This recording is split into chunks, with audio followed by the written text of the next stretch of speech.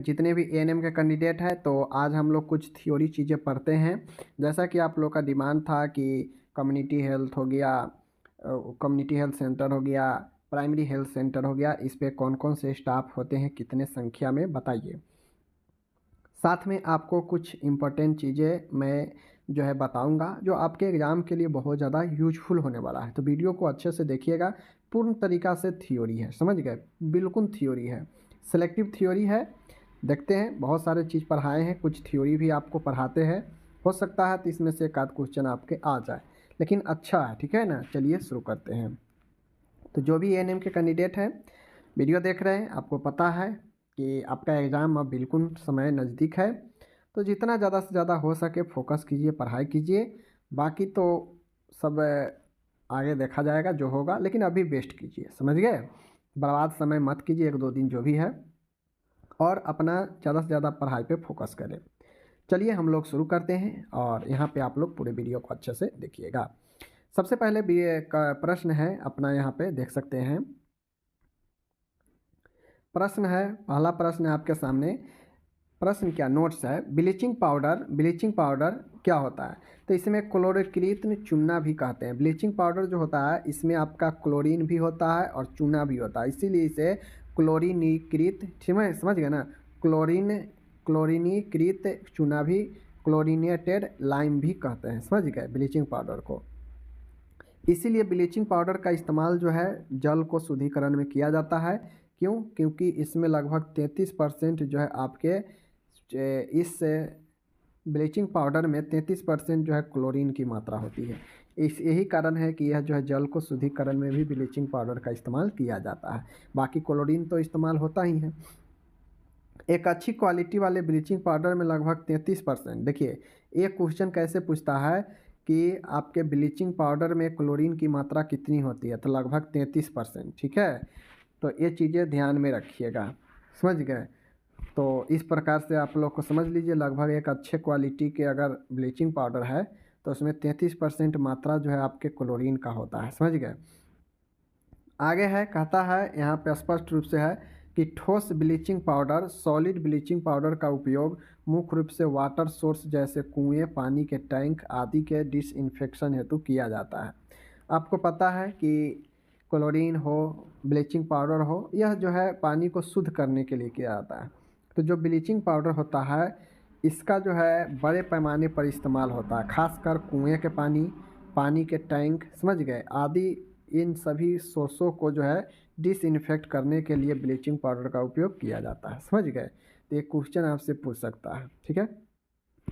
आगे चलिए, potassium permanganate जो होता है इसे प्रायः लाल दवा के नाम से भी जानते हैं। तो आपसे एग्जाम में पूछेगा कि पोटेशियम परमैंगनेट को इनमें से किन नामों से जानते हैं, तो लाल दवा, पीला दवा, हरा दवा ऐसे लिखा रहेगा, समझ जाइएगा कि पोटेशियम KMnO4 होता है और इसे लाल दवा के नाम से भी जानते हैं।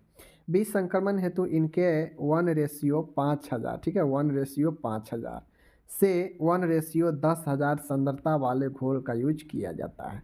अगर आपको बीज संक्रमण करना हो, साफ सफाई करना हो, संक्रमण से मुक्त करना हो, तो इसका इस्तेमाल लगभग 1:5000 से 1:10,000 के सांद्रता वाले घोल का यूज जो है किया जाता है KMnO4 का, ठीक है। इसका KMnO4 पोटेशियम परमैंगनेट का इस्तेमाल कहाँ कहाँ किया जाता है आपके सामने में है। मुंह के सफाई के लिए सींच बात के दौरान, समझ गए ना। ब्लेडर की सफाई यानी मूत्राशय के साफ करने हेतु। इसका उपयोग फल एवं सब्जियों को बीज संक्रमण हेतु भी बहुत मात्रा में किया जाता है, मतलब सबसे ज़्यादा किया जाता है। तो ये कुछ उपयोग है KMnO4 का, पोटेशियम परमैंगनेट का, ध्यान दीजिएगा, ठीक है। आगे चलिए, आगे है हाइड्रोजन पेरोक्साइड H2O2 एक ऑक्सीकारक एजेंट है, समझ गए, ऑक्सीडाइजिंग एजेंट है, जिसमें निम्न यूज होता है। यानी हाइड्रोजन पेरोक्साइड का यूज घावों की सफाई के लिए, समझ गए, घावों की सफाई में, घाव के सफाई में, मुंह के सफाई में हाइड्रोजन पेरोक्साइड H2O2 का इस्तेमाल किया जाता है। तो ये तो हो गया हाइड्रोजन पेरोक्साइड। अब आता है एस्पिरिन, ये सब रासायनिक है, समझ गए। ये सब बीज संक्रमण में उपयोग होने वाला आपके रासायनिक चीज़ सब है, ये सब पूछता है बार बार एग्जाम में, ठीक है ना। कम्युनिटी हेल्थ में ये सब पूछेगा। आगे है, एल्कोहल का 70% सांद्रता वाला घोल एक प्रभावी डिसइंफेक्ट होता है, इसे उपयोग निम्न है। स्पिरिट का इस्तेमाल देख लीजिए, एल्कोहल का 70% अगर सांद्रता वाला घोल जो है या डिसइंफेक्ट होता है, इसके उपयोग निम्न है। घावों की सफाई के लिए स्पिरिट का इस्तेमाल होता है, ठीक है, घावों के इस्तेमाल है तो, ठीक है। उसके बाद है उपकरणों को शीघ्रता से डिसइंफेक्ट, मतलब कोई सारे बहुत सारे उपकरण होते हैं उसको भी साफ करने के लिए। सर्जरी से पहले त्वचा को भी डिसइंफेक्ट करने के लिए, मतलब सर्जरी साइट को साफ करने के लिए भी स्पिरिट का इस्तेमाल होता है। आईएम तथा इंट्रावेन इंजेक्शन लगाने से पूर्व भी स्किन को साफ करने के लिए स्पिरिट का इस्तेमाल करते हैं। तो कहाँ कहाँ स्पिरिट का इस्तेमाल होता है जान गए? घाव के सफाई के लिए, उपकरण को साफ करने के लिए, सर्जरी साइट को साफ करने के लिए, आईएम और आईवी इंजेक्शन लगाने वाले साइट पे भी साफ किया जाता है, ठीक है। आगे देखिए, इसी प्रकार से एक आपका है यूरोसोल। यूसोल जो होता है, यूसोल 100 मिली पानी में इतना ग्राम ब्लीचिंग पाउडर तथा इतना ग्राम बोरिक एसिड का घोल होता है। इसका उपयोग इन्फेक्टेड बाउंड की सफाई करने में किया जाता है, ठीक है। तो ये चीज़ को ध्यान में रखिएगा कि यूसोल जो होता है, यूसोल जो है 100 मिली पानी में आपके इतना ग्राम ब्लीचिंग पाउडर तथा इतना जो ग्राम जो है बोरिक एसिड का घोल यूसोल होता है, ठीक है। जैसे 100 ml पानी है ना, तो इसमें इतना ग्राम ब्लीचिंग पाउडर और इतना ग्राम जो है आपके बोरिक एसिड होता है, समझ गए, यानी 25 ग्राम आपके यही दोनों हो जाता है, बाकी 75 ग्राम जो है आपके पानी रहते हैं। इसका उपयोग जो संक्रमित घाव होता है उसको साफ करने के लिए किया जाता है। बीटाडीन जो होता है यह आयोडीन से निर्मित यौगिक है, जिसका भी इस्तेमाल घाव को संक्रमण को साफ करने में किया जाता है, ठीक है। आगे चलिए, अब आता है आपका इम्पोर्टेंट चीज़ें, इम्पोर्टेंट जो आपको हमने कह रखा था। कहता है सामुदायिक स्वास्थ्य केंद्र का स्टाफ यानी सीएचसी पर कौन कौन से स्टाफ होता है। खासकर माय डियर आप लोग को ये चीज़ ध्यान में रखिए, जो ज़्यादा के संख्या में है ना उसको ध्यान में रखिए, बाकी कोई भी पूछ देगा तो एक टिक मार दीजिएगा, हो जाएगा। जैसे देखिए, सफाई कर्मचारी 3 के संख्या में है, याद रखिए कि सफाई कर्मचारी सीएचसी पर 3 होता है। 7 जो है आपके नर्स जो है 7 होते हैं, जिसमें नर्स मिडवाइफ, सामुदायिक स्वास्थ्य नर्स, समझ गए, श्रेणी 2 और श्रेणी 1 के नर्स 7, टोटल 7 नर्स होती है, ठीक है। बात करेगा चिकित्सक में तो 4 चिकित्सक होते हैं, एक शिशु रोग विशेषज्ञ, एक स्त्री रोग, एक सर्जन और एक मेडिसिन। कुल 4 डॉक्टर होते हैं, 7 नर्स होती है, ठीक है। और 3 जो है आपके क्या होते हैं, सफाई कर्मचारी होते हैं, ठीक है। इस चीज़ को ध्यान में रखिएगा। और यही 3 जो है ज़्यादा के संख्या में है, 7 3 10 14, तो यही मिला के कुल कर देता है। बाकी कोई भी जो है 1 के संख्या में, सब 1 के संख्या में, ठीक है, याद रखिएगा। रही बात टोटल की संख्या पूछेगा तो 25 होता है, समझ गए। वाहन होने पर ड्राइवर तथा मांगलिक, समझ गए, कार्य हेतु लिपिक रखा जाता है, तब जाके यह 25 जो है हो जाता है, समझ गए, यानी टोटल 25 होता है, ओके। सीएचसी के बारे में समझ गए। आगे है यहाँ पे पीएचसी, पीएचसी के बारे में भी पूछा जाता है। अब पीएचसी में ज़्यादा झंझट नहीं है, ठीक है। पीएचसी में कुछ पूछेगा, सिर्फ चतुर्थ वर्गीय कर्मचारी 4 होता है, ठीक है ना। 4th ग्रेड का जो कर्मचारी होता है वह 4 होता है आपके पीएचसी पर, ठीक है। बाकी सब जो है आपको एक एक के संख्या में मिलेगा, सब एक एक के संख्या में मिलेगा, ठीक है ना। तो आपको कोई भी इसमें से पूछ देगा तो सब में एक एक मार दीजिएगा, सिवाय किसके, सिवाय जो है आपको चतुर्थ वर्गीय कर्मचारी, वो 4 में होता है, बाकी सब एक एक होता है, ठीक है। और पीएचसी को हैंडल कौन करता है, पीएचसी को हैंडल करता है आपका एमओ जो होते हैं मेडिकल ऑफिसर, वो जो है आपका हैंडल करता है, वो उसके देख रेख में जो है मैनेज होता है, ठीक है। बाकी एक नर्स होती है और एक एएनएम कार्यकर्ता भी यहाँ पे रहती है, फार्मासिस्ट भी होता है, समझ गए ना। और एक पुरुष स्वास्थ्य सहायक भी और एक महिला स्वास्थ्य सहायक भी रहती है, समझ गए। तो ये चीज़ को आप लोग समझ गए। चलिए, तो पीएचसी का भी स्टाफ पैटर्न समझ गए। चलिए आगे चलिए, टोटल की बात करेगा तो आपके सामने है टोटल 15 होता है, ठीक है। टोटल स्टाफ की बात करेगा कंप्लीट तो 15 होगा। और ऐसे में अगर आपसे अब क्वेश्चन पूछे कि सबसे ज़्यादा पीएचसी पर कौन जो है स्टाफ होता है संख्या में, तो वह चतुर्थ वर्गीय कर्मचारी जो कि 4 के संख्या में, बाकी सब एक एक के संख्या में, ठीक है। आगे चलिए, सबसे पहले आपको क्या याद रखना है, ये प्रश्न मैं क्यों लाया हूँ, तो माय डियर ये प्रश्न मैं इसीलिए लाया हूँ, हो सकता है आपके एग्जाम में पूछ ले घुमा के प्रश्न कि element of primary health care, primary स्वास्थ्य देखभाल के कितने तत्व होते हैं। तो सबसे एक फिक्स तत्व होता है, सबसे पहले आपको ये दिमाग में बैठा लेना है कि प्राइमरी हेल्थ केयर के कुल 8 तत्व होते हैं। कितने तत्व होते हैं, कुल 8 तत्व होते हैं, ठीक है। कुल 8 तत्व होते हैं। 8 तत्व में मान गए आपके पूछ देगा कि निम्न में से प्राथमिक स्वास्थ्य देखभाल में कौन एक जो है प्राथमिक स्वास्थ्य देखभाल का तत्व नहीं है। तो इन 8 में से 3 का एक दे देगा और एक ऐसा दे देगा जो उसमें से नहीं रहेगा इसका तत्व, ठीक है। तो आपको बताना है, जैसे प्राइमरी हेल्थ केयर का एक तत्व है आपका स्वास्थ्य शिक्षा, समझ गए, यहाँ पे स्वास्थ्य शिक्षा दिया जाता है, समझ गए। यहाँ पे खाद्य आपूर्ति एवं उपयुक्त पोषण को प्रोत्साहन किया जाता है। यहाँ पे सुरक्षित जल की पर्याप्त जो है आपूर्ति एवं आधारभूत स्वच्छता की बात होती है। मातृ एवं शिशु स्वास्थ्य देखभाल एवं परिवार नियोजन, मुख्य संक्रामक बीमारियों के विरुद्ध टीकाकरण किया जाता है। स्थानीय बीमारी की रोकथाम एवं नियंत्रण किया जाता है। समान रोगों की चोटों का उपयुक्त उपचार किया जाता है। अति आवश्यक दवाइयों की उपलब्धता यहाँ पे होती है, ठीक है। तो यह कुल 8 याद रखिएगा आप लोग, इसको एक बार 2 बार पढ़िएगा तो दिमाग में आ जाएगा, ठीक है। इसको रटना नहीं है, समझ गए। आगे चलिए, अब देखिए ज़्यादा अगर क्वेश्चन को आपको इधर से उधर करेगा, फंसाएगा, तो आपको मिड डे मील प्रोग्राम जो होता है ना, मध्याह्न भोजन वाला, उसमें बच्चा को ये जो है अनाज, दाल, तेल, वसा, पत्तेदार सब्जी, अन्य सब्जियाँ, ये सब जो है आपको दिया जाता है। कौन किस मात्रा में दिया जाता है ये पूछ सकता है, समझ गए ना। अगर ज़्यादा अंदर फंसाएगा क्वेश्चन तो ऐसे ही क्वेश्चन पूछता है, समझ गए। इस कार्यक्रम के अंतर्गत प्रतिदिन परोसे जाने वाला भोजन का मॉड्यूल निम्न प्रकार से है, यानी मिड डे मील प्रोग्राम जो है उसमें इतना मात्रा में भोजन जो है ये सब चीज़ दिया जाता है, शामिल किया जाता है। अब मान गए आपको एग्जाम में कैसे पूछेगा, एग्जाम में कह देगा कि मिड डे मील प्रोग्राम में बच्चों को दिए जाने वाले भोजन में पत्तेदार सब्जियां की मात्रा जो है कितना शामिल किया जाता है, इस प्रकार से पूछ देगा। 4 गो ऑप्शन दे देगा, तो फिर वहाँ पे फंस जाइएगा, ठीक है। या कह देगा कि दाल की मात्रा कितना दिया जाता है मिड डे मील प्रोग्राम में, बच्चे को खाने में दाल की मात्रा कितनी होती है, तो 30 ग्राम प्रति बालक, समझ गए। तो ये सारे चीज़ें याद रखना पड़ता है, समझ गए। तो चलिए पढ़ लीजिए इसको। अनाज की बात करेगा तो चूँकि अनाज आपका आता है, आपका चावल गेहूँ में ये सब आता है, तो 75 ग्राम प्रति बालक जो है आपके अनाज दिए जाते हैं, ठीक है। अनाज जो है 75 ग्राम, सबसे ज़्यादा तो आदमी चावल या रोटी न खाता है, दाल सब्जी तो कम खाता है। तो अनाज 75 ग्राम प्रति बालक, याद रखिएगा। अनाज सबसे ज़्यादा तो सबसे ज़्यादा, दाल थोड़ा उससे कम लोग खाता है, समझ गए। तो दाल जो है 30 ग्राम प्रति बालक, सब ग्रामे में है, किलो में नहीं है।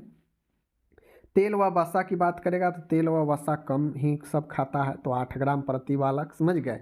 बाकी पत्तेदार सब्जियाँ, अन्य सब्जियाँ 30 ग्राम प्रति बालक। तो देखिए इसको याद करने में ज़्यादा झंझट नहीं है, ठीक है। क्वेश्चन आपसे पूछेगा ना, तो क्वेश्चन तेल, वसा, अनाज और उसके बाद जो है आपके ये तीनों तो सेम है, चाहे वो दाल की बात करे, चाहे सब्जी पत्तेदार की बात करे या अन्य सब्जी की बात करे, सब 30-30 ग्राम है, ठीक है।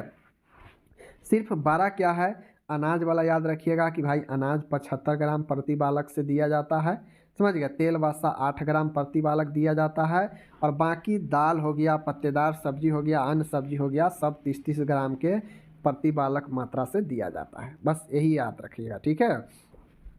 क्योंकि प्रश्न कैसे पूछ देगा ये चीज़ को आप नहीं समझ सकते हैं। इस कार्यक्रम के अंतर्गत प्रत्येक बच्चे को 200 दिनों तक पूरक आहार दिया जाता है। हाँ, अब एक भी क्वेश्चन आ गया, ये भी क्वेश्चन बन जाएगा। क्वेश्चन ये भी पूछ देगा कि मिड डे मील प्रोग्राम में बच्चे को साल भरों में कितने दिनों तक का पूरक आहार दिया जाता है, तो 200 दिनों तक, समझ गए, याद रखिएगा, ठीक है। आगे चलते हैं।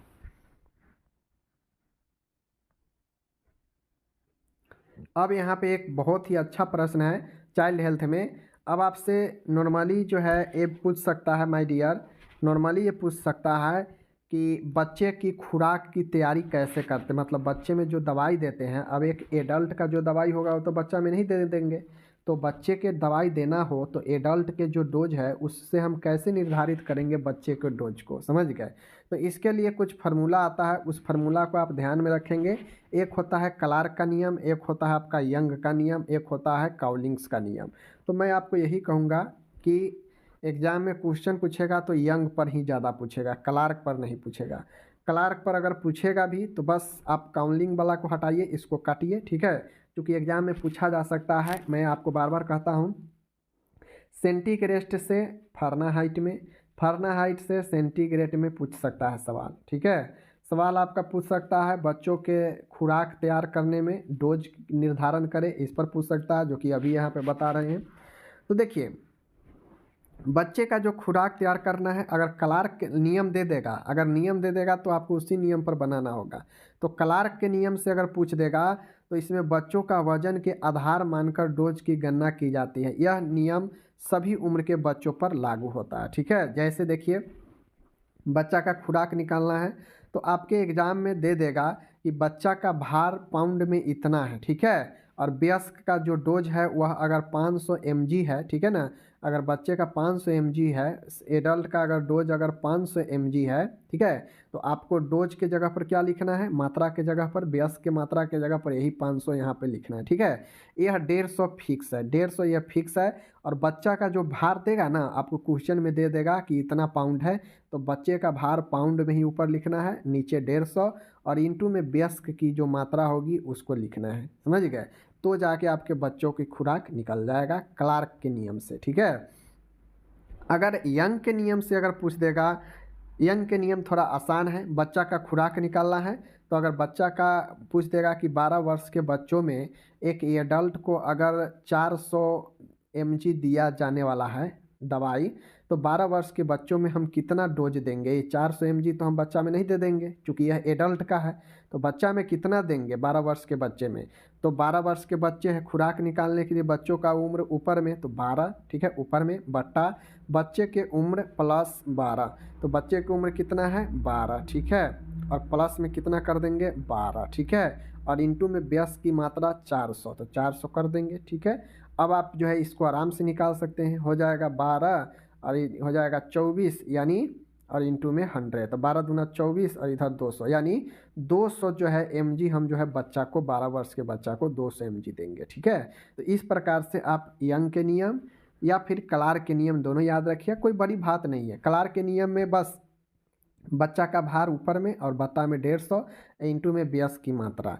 यंग के नियम से बच्चा का उम्र एज में, ठीक है, एज में ऊपर में भार की बात होगा, क्लार्क में भार की बात होगा, जबकि यंग के नियम में बच्चे के उम्र की बात होती है। ठीक है, तो यंग के नियम से पूछे तो बच्चे की उम्र ऊपर में लिखना है, बट्टा में बच्चे की उम्र प्लस में 12 और इंटू में वयस्क की मात्रा यहाँ भी यहाँ भी। ठीक है, और अगर क्लार्क के नियम से पूछे तो बच्चे का भार होगा वो भी पाउंड में, बट्टा में 150। ठीक है, और क्वेश्चन ऐसे भी पूछ सकता है, देखिए फंसाने के लिए कहेगा कि बच्चे के ड्रग का निर्धारण क्लार्क के किस बेस पर होता है, तो क्लार्क के नियम के वजन के आधार पर होता है। समझ गए ना, क्लार्क का जो नियम है वजन के आधार पर है, यंग का जो नियम है वह उम्र के आधार पर है। ठीक है, ड्रग का निर्धारण करता है।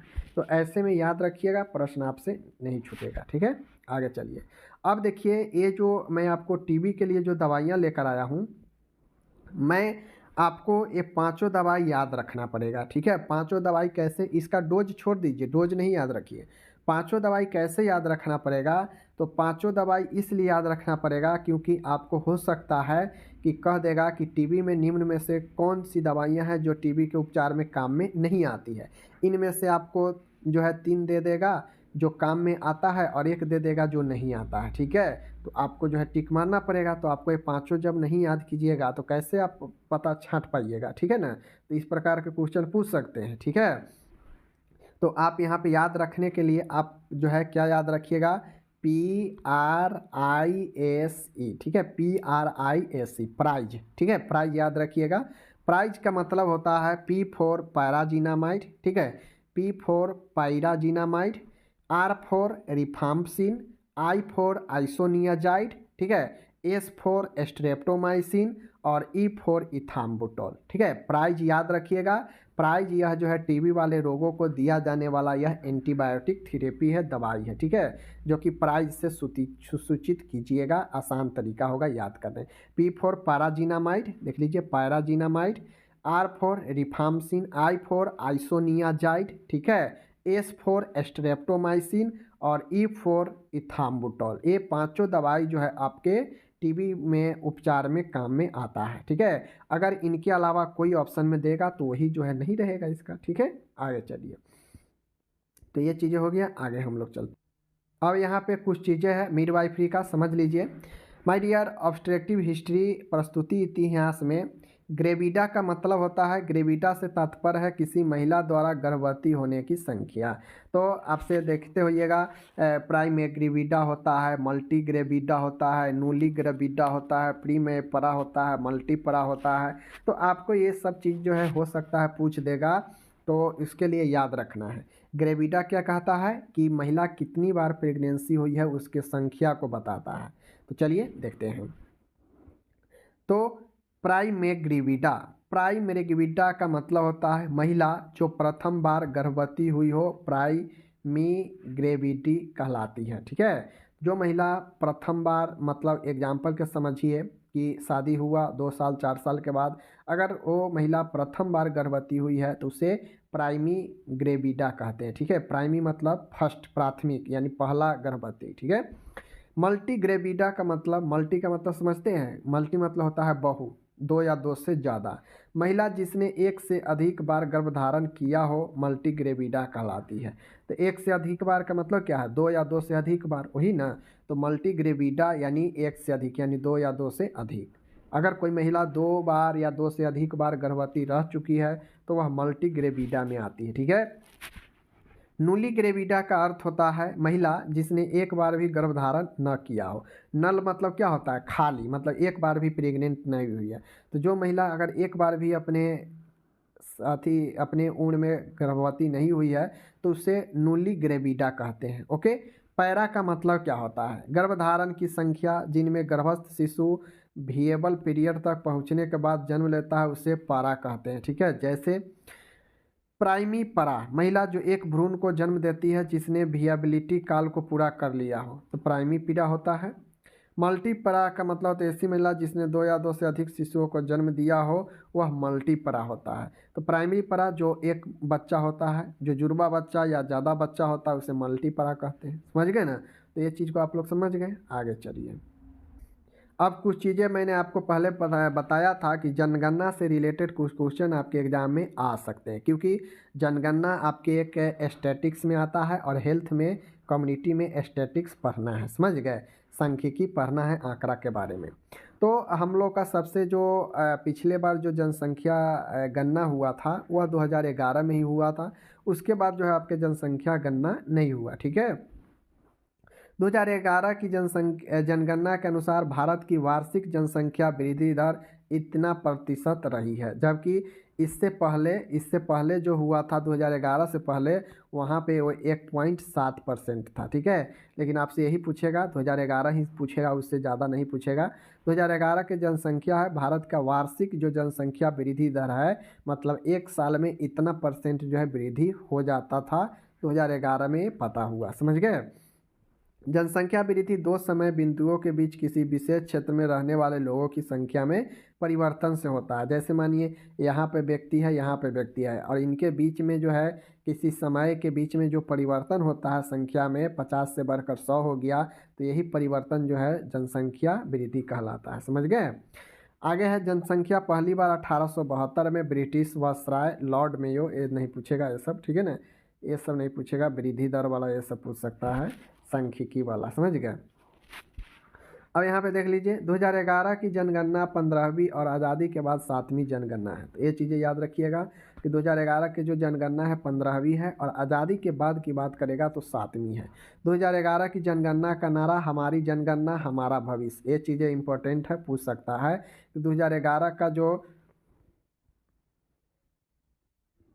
तो एक क्वेश्चन पूछा जा सकता है कि 2011 की जो जनगणना है उसका मतलब नारा क्या था, तो हमारी जनगणना हमारा भविष्य। 2011 की जनगणना के अनुसार 2001 की जनगणना के 35 की तुलना में भारत में 53 मिलियन से अधिक शहर हैं। ठीक है, तो इस चीज़ को जो है याद रखिएगा। समझ गए। आगे चलिए, आगे हम लोग यहाँ पे चलते हैं। भारत की 15वीं जनगणना 2011 में हुई थी, ये आपको पता है। भारत की जनगणना 2011 के प्रमुख बिंदु, कुछ महत्वपूर्ण बिंदु है, यहीं से प्रश्न आएगा, इसको ध्यान में रखिएगा। भारत की कुल जनसंख्या उस समय तो इतना था, बट अभी तक भारत की जनसंख्या 140 करोड़ के आसपास में है। कितना है, 1 अरब 40 करोड़। समझ गए, इसको ध्यान में रखिएगा। लिंगानुपात उस समय 2011 के अनुसार प्रति 1000 पुरुषों पर 943 महिलाएं हैं, समझ गए। यानी 1000 पुरुष है, 943 महिला है, इस हिसाब से लिंगानुपात है, ठीक है। घनत्व की बात करेगा तो 382 प्रति वर्ग किलोमीटर, यानी घनत्व की बात करेगा ना तो प्रति किलोमीटर यानी 1 किलोमीटर में 382 व्यक्ति रहते हैं, समझ गए। शिशु मृत्यु दर 2006 के अनुसार 57 प्रति 1000 जीवित जन्म पर। अगर 1000 बच्चा जन्म ले रहा है तो उसमें 57 बच्चे का डेथ हो जा रहा है, यही शिशु मृत्यु दर है 2006 के अनुसार, ठीक है, इसको ध्यान में रखिएगा। मातृ मृत्यु दर 407 प्रति लाख जीवित जन्म दर, यानी प्रति लाख मतलब 1 लाख पर 407 महिलाएं का जो है मातृ मृत्यु दर में डेथ हो जाता है, समझ गए, याद रखिएगा। देश की साक्षरता दर 74 पॉइंट समथिंग %, उच्च साक्षरता केरल का 94%, न्यूनतम साक्षरता बिहार का 61.8%, उच्चतम महिला साक्षरता केरल का ही 92.1% और सबसे कम महिला साक्षरता बिहार का ही 51.5%, ठीक है। तो ये कुछ चीज़ें हैं। बाकी मैं आपको यहाँ पे एक चीज़ और बताना चाहता हूँ कि आप जब जाइएगा एग्ज़ाम में तो मैं एक बार ये ज़रूर बताता हूँ, आप कहीं से भी गूगल पर सर्च करके या कहीं भी ये ज़रूर पढ़ लीजिए अभी बिहार का मंत्री स्वास्थ्य मंत्री कौन है, ठीक है। अभी बिहार का जो है स्वास्थ्य के क्षेत्र में पढ़िएगा कि भारत का या बिहार दोनों को पढ़ लीजिएगा कि मृत्यु दर, मातृ मृत्यु दर कितना है, शिशु मृत्यु दर कितना है, ठीक है। कम से कम ये जरूर पढ़ लीजिएगा mortality rate, current mortality rate, जिसमें आपका इन्फेंट यानी शिशु मृत्यु दर और मातृ मृत्यु दर के बारे में जरूर जान लीजिएगा कि अभी कितना है, ठीक है, भारत में और बिहार में दोनों, ठीक है। खासकर भारत का ही पढ़िएगा, बिहार का उतना नहीं, समझ गए ना। तो ये कुछ पूछा जा सकता है, हो सकता है पूछ दे, क्योंकि सांख्यिकी में क्वेश्चन आ सकते हैं आपके हेल्थ वाला से, समझ गए, हेल्थ वाला से। दूसरे इसमें जो ये सब पढ़ा है ना तो ये सब फालतू है, समझिए। इसमें से कुछ कुछ पॉइंट सही है, जैसे लिंगानुपात हो गया या मृत्यु दर वाला है, ये सब चीज़ें इस प्रकार से पूछा जा सकता है, समझ गए।